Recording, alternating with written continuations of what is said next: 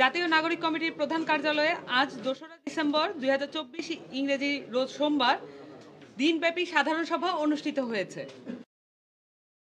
শহীদদের স্মৃতির প্রতি শ্রদ্ধা জানিয়ে আমরা 1 মিনিট নীরবতা পালন এবং দোয়া পাঠের মাধ্যমে সভাটি শুরু হয়। আপনারা ইতোমধ্যে অবগত আছেন যে আমাদের বর্ধিত কমিটির সদস্য সংখ্যা 107-এ উপনীত হয়েছে। আজকের সভায় নতুন সদস্যদের পরিচয় পর্ব অনুষ্ঠিত হয়েছে। এরপর সাংগঠনিক কাজের বিবরণ, আগামীর পরিকল্পনা ও কর্মসূচির ব্যাপারে সিদ্ধান্ত গৃহীত হয়। সাংগঠনিক কমিটির আপডেট আমি কিছু পড়ছি। জাতীয় নাগরিক কমিটি বাংলাদেশের সকল জেলায় তার কার্যক্রম পুরোদমে জারি রেখেছে। চলতি মাসের মধ্যেই সব কয়টি জেলার থানা ও উপজেলা কমিটি ঘোষণা করবে জাতীয় নাগরিক কমিটি। আমাদের সাথে দেশের সম্মানিত জ্যেষ্ঠ নাগরিকদের যোগাযোগ এবং তাদের পরামর্শ গ্রহণ করার উদ্দেশ্যে একটি পরামর্শক কমিটি গঠনের সিদ্ধান্ত নেওয়া হয়েছে। সাংগঠনিক কর্মসূচির আপডেট পাঠ করবেন আমাদের সদস্য সচিব আক্তার হোসেন। সাংগঠনিক কর্মসূচির আপডেট।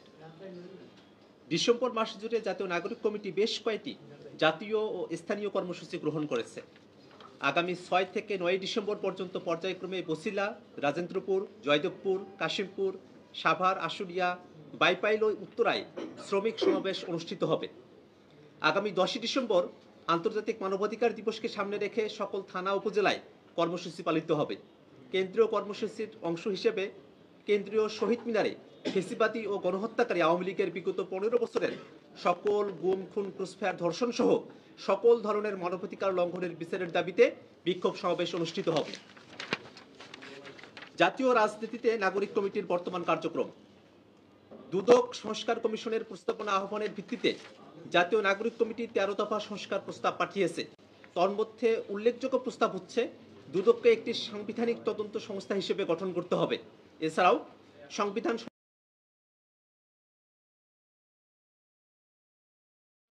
দক্ষিণ পশ্চিম ব্লকের ক্যাবিনেট কক্ষে অনুষ্ঠিতব্য মতবিনিময় সভায় জাতীয় নাগরিক কমিটি তার সংবিধান প্রস্তাব পেশ করবে। আপনারা আরও অবগত আছেন যে ডক্টর দেবপ্রিয় ভট্টাচার্যের নেতৃত্বে শ্বেতপত্র প্রণয়ন কমিটি গতকাল তাদের প্রধান উপদেষ্টার কাছে হস্তান্তর করেছেন। রিপোর্টে উল্লেখ করা হয়েছে গত 15 বছরে বাংলাদেশ থেকে প্রায় 28 লক্ষ কোটি টাকা লুট ও পাচার করেছে গণহত্যাকারী শেখ হাসিনার নেতৃত্বাধীন আওয়ামী মাফিয়া সিন্ডিকেট।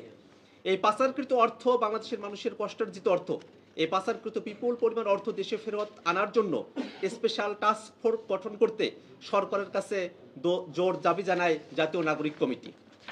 এ পর্যায়ে সারা দেশে ডিসেম্বর মাস জুড়ে ঢাকা ও সারা দেশে 6 দফার ভিত্তিতে মাসব্যাপী যে কর্মসূচি পালিত হবে সে সম্পর্কে পাঠ করছেন আমাদের সম্মানিত আহ্বায়ক নাসিরউদ্দিন পাটোয়ারি।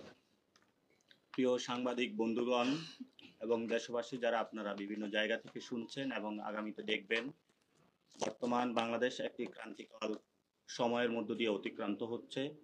আমাদের দেশে অনেক গোষ্ঠী যারা ফেসিবাদীদের দোসর এবং ফেসিবাদী শক্তি তারা প্রতিনিয়ত ষড়যন্ত্র করে চলছে এবং বিদেশি যারা শক্তি রয়েছে এই ফেসিবাদীদের দোসরদের সহায়ক ভূমিকা হিসেবে পালন করছে। তারা সীমান্তে এবং বিভিন্ন জায়গাতে তারা বাংলাদেশের প্রতি উস্কানিমূলক আচরণ করছে। আমরা বাংলাদেশের জনগণের পক্ষ থেকে এ ধরনের উস্কানিমূলক আচরণ নিবৃত্ত করার জন্য প্রতিবেশী রাষ্ট্রকে আহ্বান জানাচ্ছি এবং আমরা এই বিষয়ে বাংলাদেশের মানুষের বর্তমান মুক্তির দিশা হিসাবে ডিসেম্বর জুড়ে কি কর্মসূচি পালিত হবে জনগণকে সে বিষয়ে ঐক্যবদ্ধ হওয়ার আহ্বান জানিয়ে আমি 6টি দাবি ঘোষণা করছি। আমাদের বর্তমানে পুরো ডিসেম্বর মাস জুড়ে ঢাকা ও সারা দেশে 6 দফার ভিত্তিতে মাসব্যাপী কর্মসূচি পালিত হবে। প্রথমত, ভারতের সাথে 1 নাম্বার, ভারতের সাথে সকল চুক্তি উন্মোচন করতে হবে। অসম ও পরিবেশ বিরোধী সকল চুক্তি বাতিল করতে হবে। 2, ভারত ও বাংলাদেশের মধ্যে বহমান নদীর পানির ন্যায্য হিস্যা নিশ্চিত করতে হবে। 3, দ্রব্যমূল্য জনগণের ক্রয় ক্ষমতার মধ্যে নিয়ে আসতে হবে। 4, গত 15 বছরে হিন্দু, বৌদ্ধ সহ সকল সম্প্রদায়ের উপর হামলা ও ভূমি দখলের বিচার নিশ্চিত করতে হবে। 5, পাচারকৃত অর্থ দেশে ফিরিয়ে আনার জন্য সরকারকে স্পষ্ট ভূমিকা পালন করতে হবে। 6, বিলম্বে শেখ হাসিনাকে দেশে ফিরিয়ে নিয়ে এসে বিচারের মুখোমুখি দাঁড় করাতে হবে। আগামী 14ই ডিসেম্বরে আমাদের কর্মসূচির অংশ হিসাবে শহীদ বুদ্ধিজীবী দিবস উপলক্ষে রায়ের বাজার কবরস্থানে প্রাপ্ত জুলাই হত্যাকাণ্ডের গণকবর জিয়ারত কর্মসূচি পালিত হবে। আগামী 16ই ডিসেম্বর বিজয় দিবস উপলক্ষে জাতীয় স্মৃতিসৌধে শ্রদ্ধাঞ্জলি অর্পণ এবং ঢাকা মহানগরে একটি বিজয় যাত্রা অনুষ্ঠিত হবে।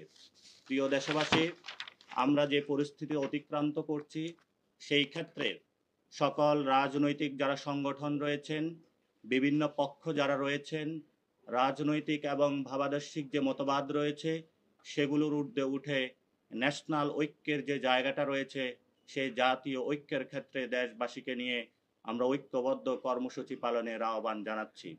দ্বিতীয়ত যে বিষয়টি হয়েছে, আমাদের মধ্যে সাম্প্রতিককালে চিন্ময়কে নিয়ে যে উস্কানিমূলক দেশে পরিস্থিতি সৃষ্টি করার পায়তারা চলছে, জনগণকে সেই পাতানো ফাঁদে পা না দিয়ে ঐক্যবদ্ধভাবে হিন্দু, মুসলমান, বৌদ্ধ, খ্রিস্টিয়ান আমাদের যে একটি শান্তিভূমি আমরা প্রতিষ্ঠা করেছিলাম বাংলাদেশে, তা বজায় রাখার জন্য আমরা দেশবাসীকে আহ্বান জানাচ্ছি।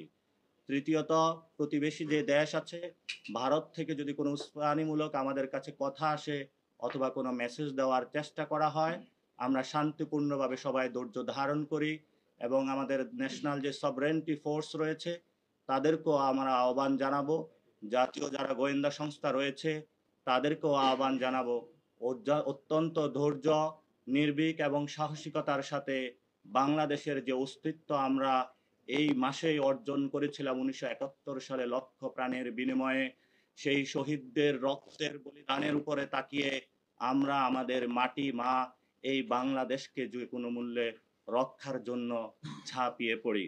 পরিশেষে সাংবাদিক বন্ধুগণ এবং দেশবাসী, আমরা যে 6টি দফা দিয়েছিলাম সেই 6টি দফার ভিত্তিতে জাতীয় নাগরিক কমিটি ডিসেম্বর মাস জুড়ে বাংলাদেশের যে সকল জায়গায় কমিটি গঠন হয়েছে, যে সকল রাজনৈতিক দল রয়েছে, ছাত্ররা রয়েছে, শ্রমিকরা রয়েছে, সকলকে নিয়ে ঐক্যবদ্ধভাবে বাংলাদেশের এই মা মাটির যে অস্তিত্ব তা রক্ষায় আমাদের যে জীবনের যে কর্মসূচি তা আমরা সর্বোচ্চ জায়গা থেকে পালন করব।